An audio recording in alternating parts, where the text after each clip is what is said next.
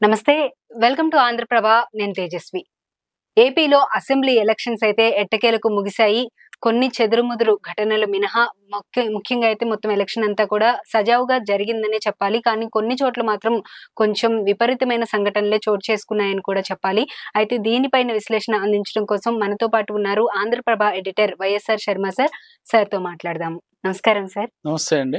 Election అంతా కూడా complete అయిపోయిన తర్వాత ఆఫ్టర్ పోలింగ్ ప్రాసెస్ అంతా ఏ విధంగా ఉంటుంది సార్? ఈ స్ట్రాంగ్ రూమ్స్ కానీ, ఈవీఎంని భద్రపరచడం కానీ, ఆ ప్రొసీజర్ అంతా ఎలా ఉంటుంది? ఇప్పుడు పోలింగ్‌కి ఏంటంటే ఈవీఎంలని, వీవీప్యాట్‌లని తీసుకెడతారు మిషన్‌లని. హ్మ్. అక్కడ ఎంతమంది ఓటర్లు ఉన్నారు, ఏంటి దాన్ని బట్టి వాటి సంఖ్య డిసైడ్ చేస్తారు. కొన్ని అదనంగా కూడా తీసుకెడతారు. ఎందుకంటే కొన్ని రిపేర్‌లు ఏదైనా వచ్చినా మార్నింగ్ ఫస్ట్ అవర్‌లోనే అవి ఓపెన్ కాకుండా మొరాయించినప్పటికీ ఆల్టర్‌నేటివ్ అరేంజ్‌మెంట్ కింద తీసుకెడతారు. సరే అది తీసుకెళ్ళిన సజావుగా పనిచేసి కొన్ని అవేం వాడతారు. కొన్ని అన్‌యూజ్డ్‌గా ఉంటాయి. హ్మ్. సో, యూజ్ చేసినవి అన్‌యూజ్డ్‌గా ఉన్న వాటిని కూడా తీసుకెళ్ళి స్ట్రాంగ్ రూమ్‌లో భద్రపరుస్తారు. ఓకే. ఆ రాత్రి దగ్గరలో అరేంజ్ చేసిన స్ట్రాంగ్ రూమ్‌లో పెడతారు. తర్వాత జిల్లా హెడ్ క్వార్టర్స్‌కి హ్మ్. ఏ ట్రాన్స్‌ఫర్ చేస్తారు వాటిని. Okay shift sir. చేస్తారు. హ్మ్. అయితే వీటిని జనరల్‌గా ఈ స్ట్రాంగ్ రూమ్‌లో వీటికి భద్రత ఏముంటుంది? ఎవరు చూస్తారు? ఏ ఏదో ఒక పార్టీ వాళ్ళు, ముఖ్యంగా రూలింగ్ పార్టీ వాళ్ళు వాళ్ళకున్న అధికారంతో వాటిని లోపలికి తీసుకెళ్ళి మార్చొచ్చు గదా! అనే అపోహలుంటాయి. హ్మ్. కానీ అసలు అందులోకి చీమ గూడా దూరనంత సెక్యూరిటీ ఉంటుంది భారీ ఎత్తున. ఓకే. దానికి అసలు ఒక గవర్నమెంట్ ఒక 2 పేజీల జీవో రిలీజ్ చేస్తుంది. Okay sir. ముఖ్యంగా స్ట్రాంగ్ రూమ్ అనేది సింగిల్ డోర్ మాత్రమే ఉండుండాలి. హ్మ్. అంటే ఇంత మైన్యూట్ ఇష్యూస్ నుంచి అందులో రూల్స్ ఇంప్లిమెంట్ చేస్తారు. హ్మ్. సింగిల్ డోరే ఉండాలి. ఒకవేళ ఆ స్ట్రాంగ్ రూము అంటే అదొక గది, ఒక హ్మ్. హాల్ లాంటిదనుకోండి. ఇంకొక డోర్ గనక ఉంటే, ఆ డోర్‌ని బ్రిక్స్‌తో, ఇటుకలతో సిమెంటింగ్ చేసి క్లోజ్ చేసేయాలి. ఓకే. ఏమండి? అట్లాగే ఆ స్ట్రాంగ్ రూమ్‌లోకి పోలింగ్ బూత్ నుంచి స్ట్రాంగ్ రూమ్‌లోకి ఈవీఎంలని, వీవీప్యాట్‌లని తెచ్చేటప్పుడు ఆయా పార్టీల అభ్యర్థులు, అక్కడ పోటీ చేసిన అభ్యర్థులందరూ వాటి వెంట వస్తారు. వాళ్ళని తీసుకువెళ్ళాలి. ఏవండీ?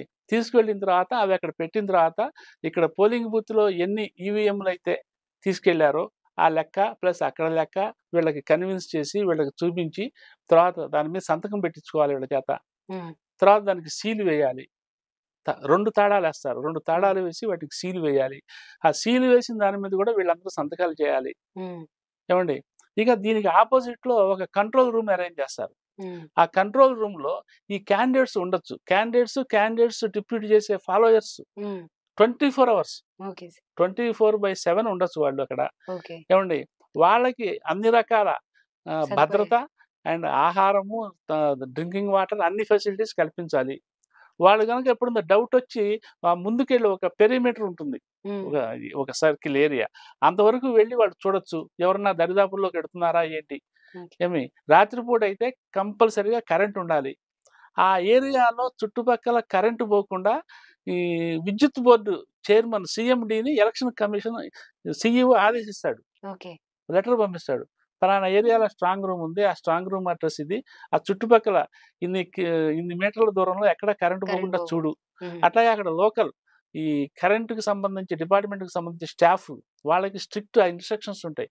కరెంట్ పోకూడదు అని. ఈ జనరేటర్‌లుంటాయి ఆల్టర్‌నేటివ్. Current okay. పోతే జనరేటర్ ఆన్ చేయాలి. వెంటనే ఆన్ చేయాలి. యెస్. ఏవండీ ఇట్లాగే ఇంకా ఏముంటాయి? హ్మ్. డబుల్ లాక్ అని చెప్పాను కదా! హ్మ్. హ్మ్. సో, మళ్ళీ ఇక వాళ్ళు గనక వెళ్లి చూడాలనుకుంటే ఆ ఏరియాకి వెళ్లి చూడొచ్చు.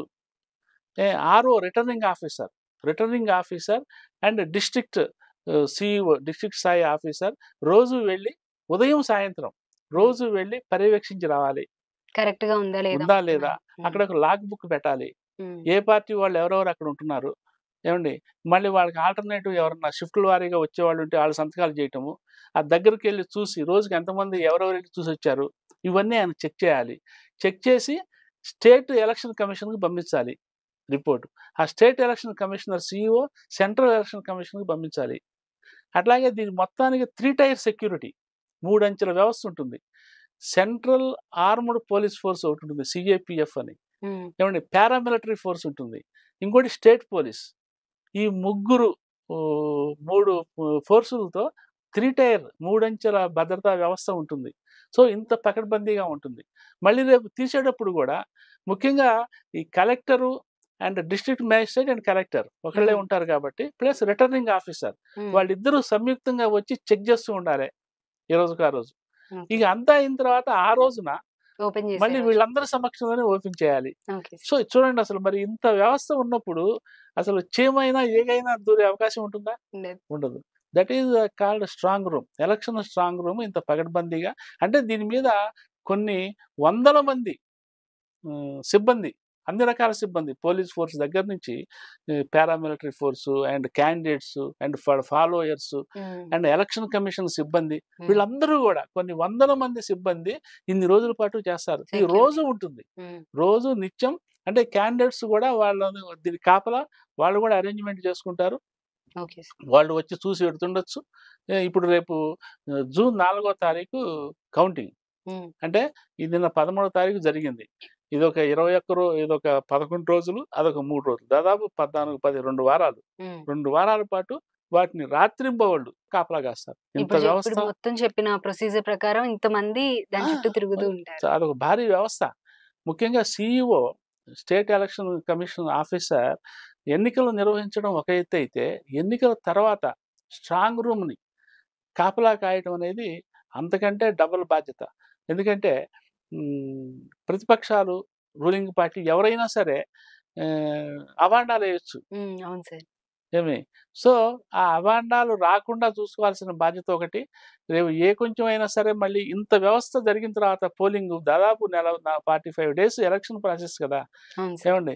నామినేషన్‌లు, వ్యవహారము, ప్రచారము, పోలింగ్ ఇంత అయిన తర్వాత జస్ట్ స్ట్రాంగ్ రూముల దగ్గర ఏ కొంచెం తేడా వచ్చినా అది మొత్తం అంతా డిస్టర్బ్ అయిపోతుంది. డిస్టర్బ్ అవుతుంది. మోరోవర్ ఏంటంటే సీఈఓ ఎలక్షన్ కమిషనర్‌కి ఎంత బాధ్యత అంటే, ఈ 45 రోజులు ఎలక్షన్ డేట్స్ వచ్చిన క్షణం నుంచి ఎలక్షన్ కోడ్ అమల్లోకొస్తుంది.